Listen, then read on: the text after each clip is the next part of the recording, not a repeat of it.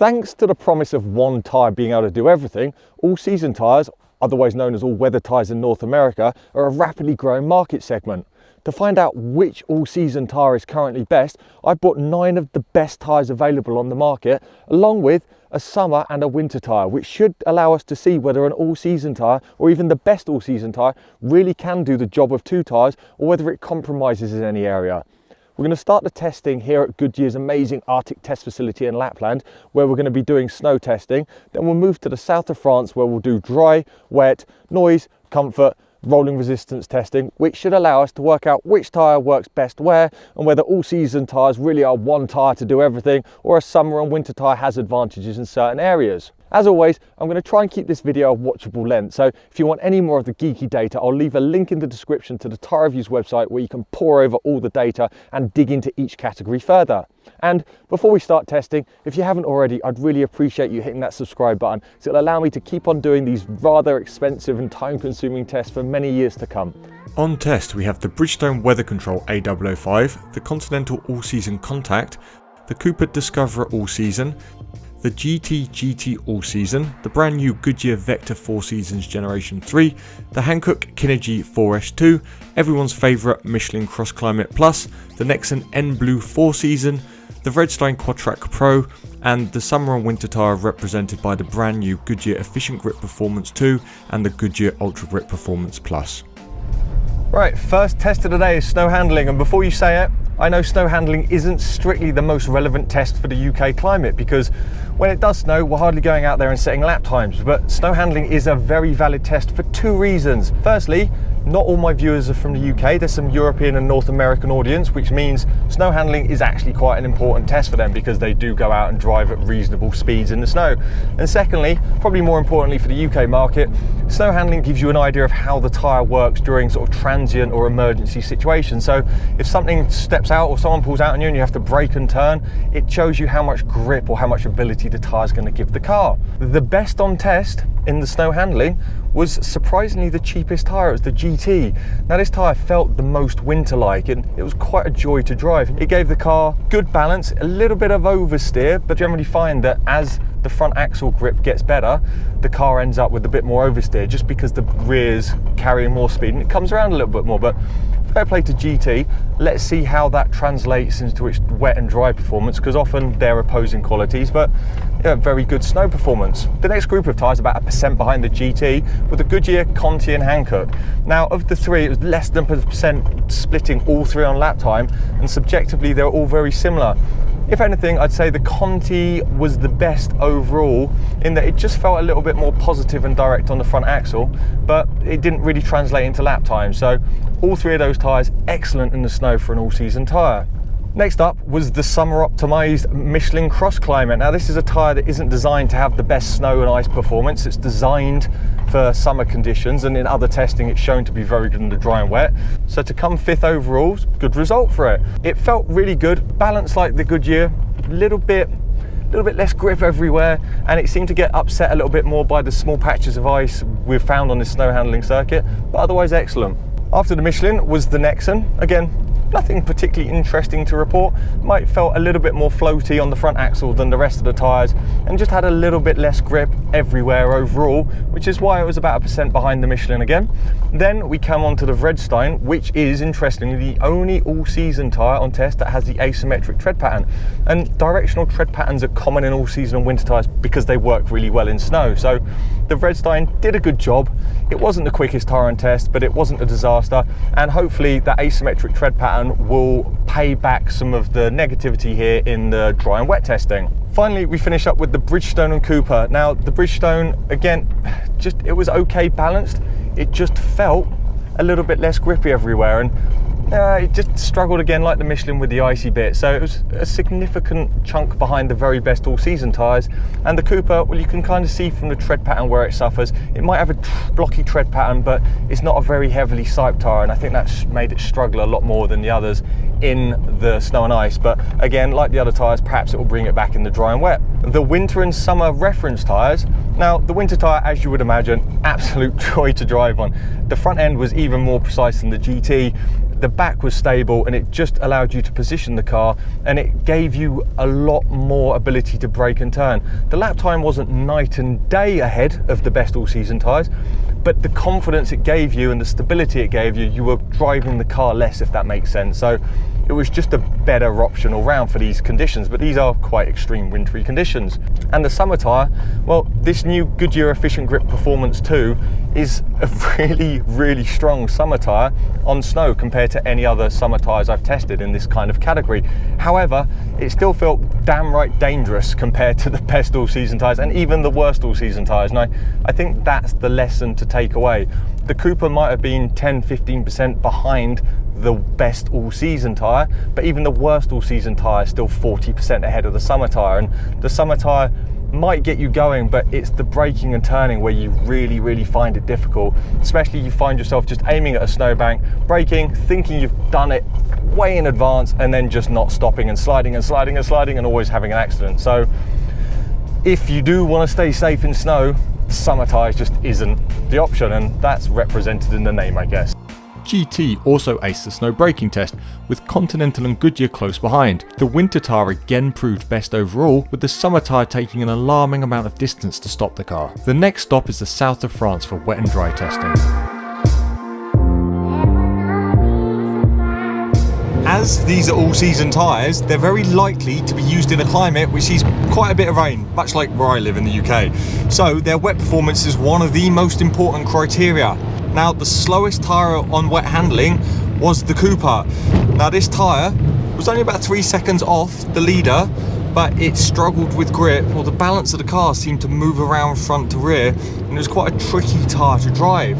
So in such a close group of tyres, in such a capable group of tyres, someone had to be last, and it was the Cooper. The next up was the snow specialist, the GT. Now, while this tyre was still relatively slow compared to the pack, about a second faster than the Cooper, it was a completely different tyre to drive than the Cooper.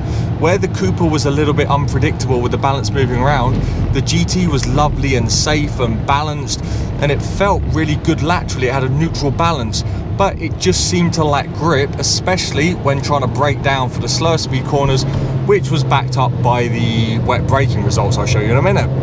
Another half second ahead of the GT was the Nexen. Now, this tyre felt a lot like the GT. It was a nice tyre to drive. It just didn't quite have as much grip as the best tyres on test, and it seemed to lose the most time while braking and turning for the slow speed corners. The next tyre was the Michelin. The tyre felt the best. It had, of the all-season tyres, it had the best, most direct steering and felt the most positive on brakes.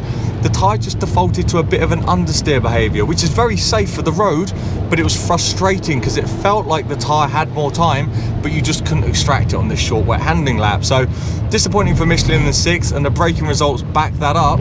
However, we know the Cross Climate 2 has been announced and should be with us in Europe next year, so that's one to look out for. 5th and 4th places were Redstein and Continental, with almost the same times, getting very close now. Interestingly, these two tyres were the only tyres that say that had an oversteer balance, and that made them a little bit trickier to drive, but both had good levels of grip, especially laterally. You could actually get quite a good time out of the tyres, but perhaps they weren't the easiest tyres to drive, but still good amounts of grip.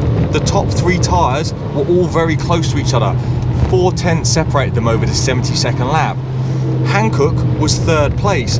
Now, the Hankook tyre was a very pleasing tyre to drive. It just felt easy, it had really good lateral grip, and it just didn't give you any surprises. It was a kind of like safe blanket of a tyre. I really enjoyed driving the Hankook. The Goodyear was 2nd place at home. Now, this tyre, it felt good. It felt good all round, had strong lateral grip, felt good on the brakes, didn't give you any surprises. If I was going to criticise it in any way, it didn't give you, not that any of the all-season tyres give you a huge amount of feedback through the steering wheel, but I would say Goodyear was one of the ones that were lacking maybe a bit more. But the grip was there, the brakes was there was no problems aquaplaning. It was just a good all-round package.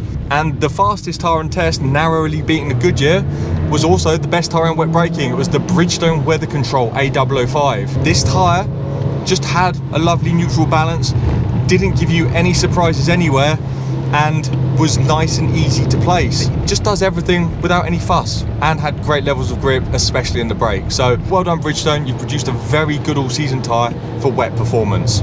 As for the summer and winter tyre, well, the winter tyre, very good.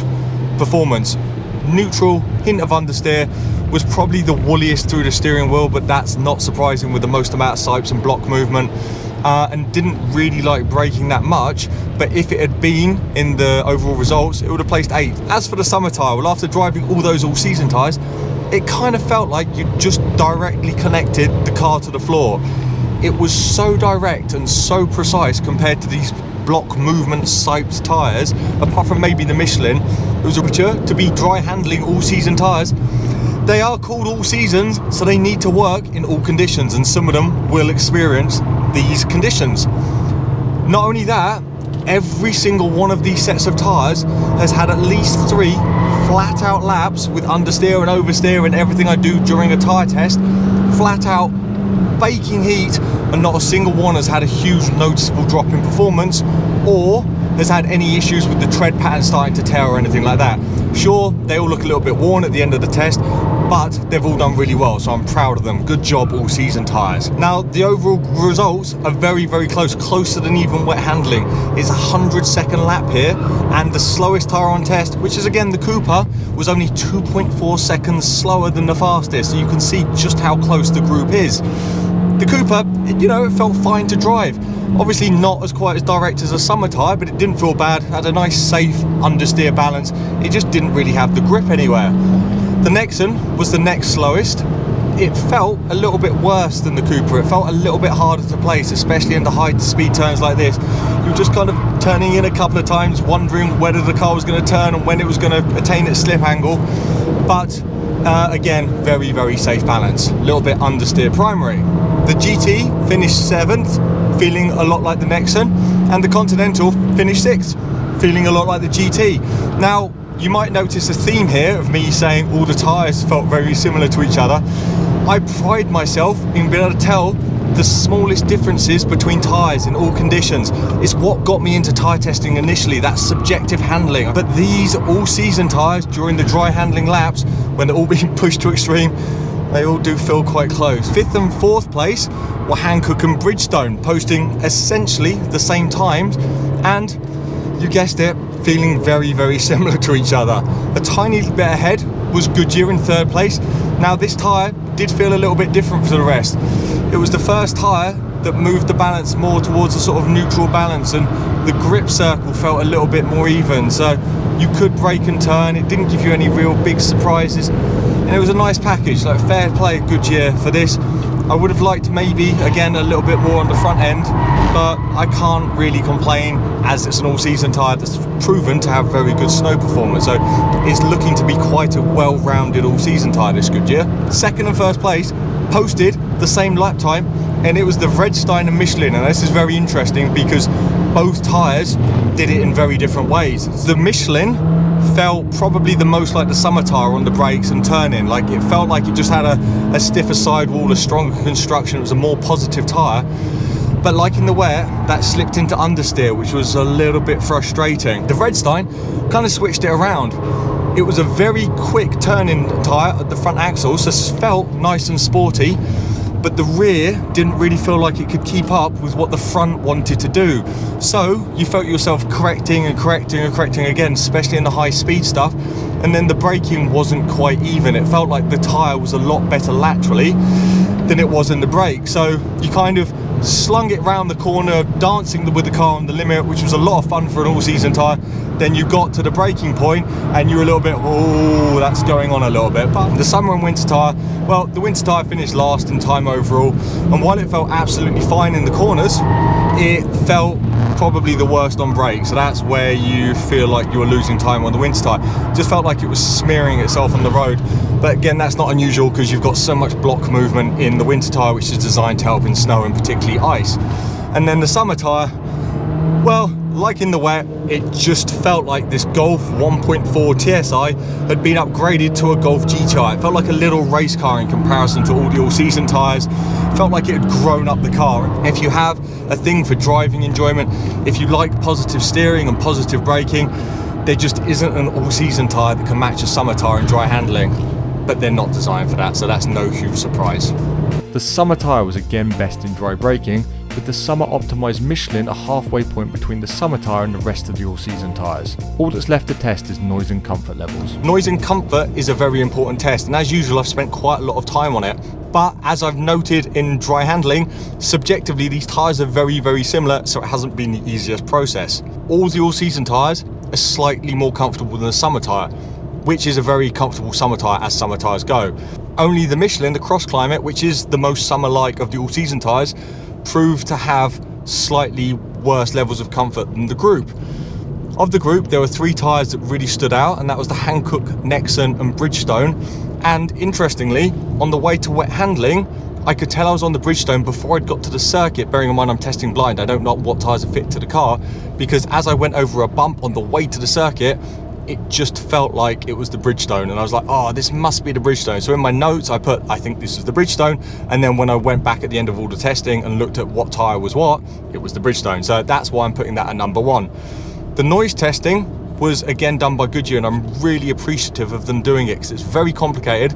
It took them 2 days of driving and 3 days of processing. Of the group, again, the Nexen and Bridgestone were very, very good, proving to be the nicest tyres to live with from a noise and comfort point of view. But I'm going to put some of the data on the screen so you can pick through it yourself and look at all the decibel curves. If you want the very basic stuff, again, go to the Tyre Reviews website and look at the test there. The link will be in the description. As for fuel use, well, recently Bridgestone have been killing it in rolling resistance testing, and they have again here, but they only got second place. First place went to the new Goodyear Vector 4 Season Generation 3, which is mighty impressive considering how well-rounded a tyre this seems to have been in all the tests so far, so well done Goodyear for that. The worst all-season tyre on test was the Cooper, nearly 20% down, and as a tyre contributes about 20% of the overall rolling resistance to a vehicle, that's 20% of 20% for roughly for extra fuel use, so it's significant over a tyre's life. So, before I start the conclusion, there's a few bits of housekeeping I want to talk about in advance to preempt any questions you might have. Firstly, if you're wondering why I haven't tested any tyres that were released or updated this year, that's because I started ordering tyres for this in November 2019, started testing in February 2020, and it was meant to be finished in March 2020, but as we all know, the world's got delayed. Secondly, I want to put a huge thanks out to Goodyear again for fitting me into their French facility in Miraval. They didn't have to fit me in, and demand is obviously sky high since the world's reopened. So thanks once again to Goodyear for letting me run this test on my own in their facility. It's a really big help, so thank you so much. Thirdly, I've had lots of people on previous videos asking if I test blind. As I do for a lot of my tests where I don't have to physically fit the wheels myself, I do test blind. And if you're a little bit confused, that doesn't mean I'm literally blindfolded driving around a track. That wouldn't be much good for anyone.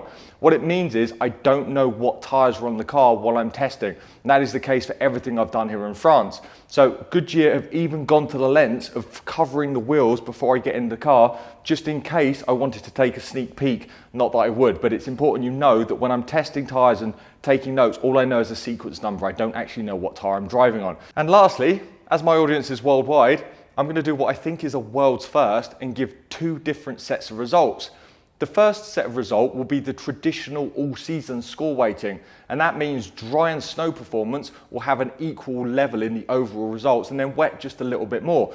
This is the result you should look at if you're in a climate that gets proper all seasons. So you get snow in the winter, you get sun in the summer, you get wet in the autumn. The second set of results is going to be for people like me who live somewhere in like the south of the UK where you see snow once every 3 years, and when you do see snow, you just want a tyre that gets you home that's better than a summer tyre. What I'm going to do is I'm going to drop the snow section of the score weighting right down to 5%, then I'm going to bump up dry and wet in equal percentages, which means we'll be looking at a set of results which is more useful for someone who lives in London. In 9th place is this, it's the Cooper Discoverer All Season. Now, this was by no means a bad tyre. It only finished 7% overall off the best, but it didn't really excel in any of the tests, struggled in the snow, struggled in the wet, and while it was good in dry braking and aquaplaning, it just wasn't up to the ability of the rest. 8th place overall went to the Vredstein Quadtrac Pro. Now, as the only asymmetric tyre on test, this has been a bit of an interesting test because it's had a quirky set of results. It excelled in dry handling, but really struggled in dry braking. It was mid-pack for the wet test, but struggled in aquaplaning. And it was the quietest on the smooth surface, but the noisiest on the rough surface. So, really interesting tyre, perhaps the all-season tyre for track days because it was so much fun on the dry handling track, but for the rest of the year, there were better tyres in this group. 7th place went to this, the Nexen M Blue 4 season, and while it was a quiet and comfortable tyre, it didn't really excel in any of the grip tests. It's another tyre that's very well priced, but there are better tyres in this test. 6th place went to the quickly improving GT with their GT All Season. Now, this tyre was the snow king. It felt the most like a winter tyre in the snow, but it did struggle in the wet test. So maybe this is the all season tyre you want to think about if you're on a budget, because it's a very well priced tyre and you live in a climate that sees a lot of snow. Probably not as suited for a climate like the south of the UK where it's mostly dry and wet running, but excellent in the snow. 5th place went to this, the Michelin Cross Climate Plus. As always, this tyre felt excellent in the dry and wet subjectively with direct steering and a really good brake pedal. And it worked pretty well in snow, so that dispels the myth that this tyre doesn't work in snowy conditions. However, after a string of 6th places in the wet, it just wasn't up to the rest of the group in its wet performance. I know the Michelin Cross Climate 2 has been announced. It's in North America only at the moment, but should be with us in Europe next year. So I'm mega excited to test that. Subscribe for that if you haven't already. Bridgestone finished a solid 4th with the Weather Control A005. Now, this tyre wasn't the greatest in the snow, but it excelled in the dry and particularly the wet. Plus, it had very low rolling resistance and it was a really nice, quiet and comfortable tyre to drive on. Really impressed with this tyre. And the A005 Evo is already to market. That's come out this year. So I'm mega excited about testing that in next year's all-season tyre test. See if it can build on where this is lacking, and that's snow performance. Right, now we're at the top 3. Things are getting very close overall. In 3rd place is this, the Continental All-Season Contact.